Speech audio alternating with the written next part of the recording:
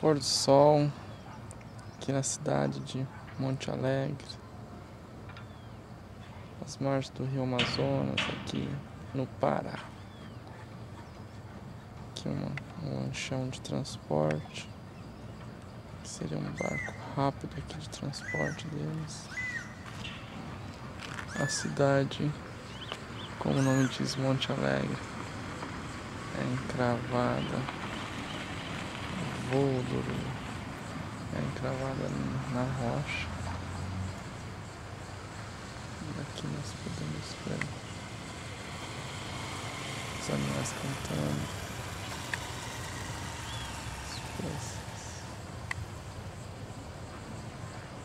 diferentes até agora não vi. Parece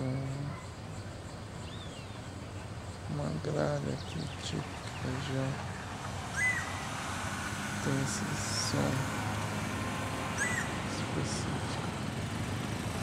Mas no topo lá podemos observar urubus. Tem muitos aqui na cidade, provavelmente nas filmagens.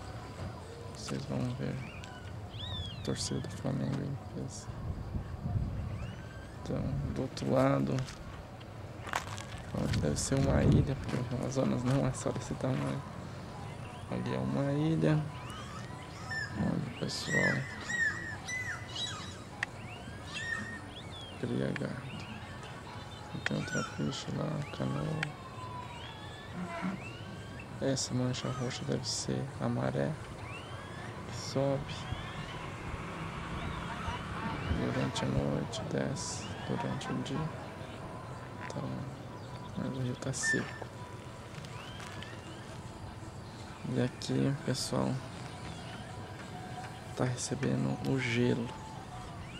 Aqui na frente tem uma fábrica de gelo. E os barcos chegam ali nas caixas de isopor para receber o gelo. Olha lá o cano. O gelo vem por esses canos aí e descarrega no barco. Então é isso. Uma parte mais.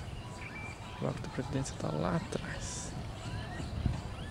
Caminhei em torno de 1 km. Cheguei até aqui nessa localidade para fazer essa filmagem. Agora vou tirar as fotos. Paisagem ideal para fotos de pôr do sol. Enquanto é só diário do navegante do Ônio Latino Monte Alegre.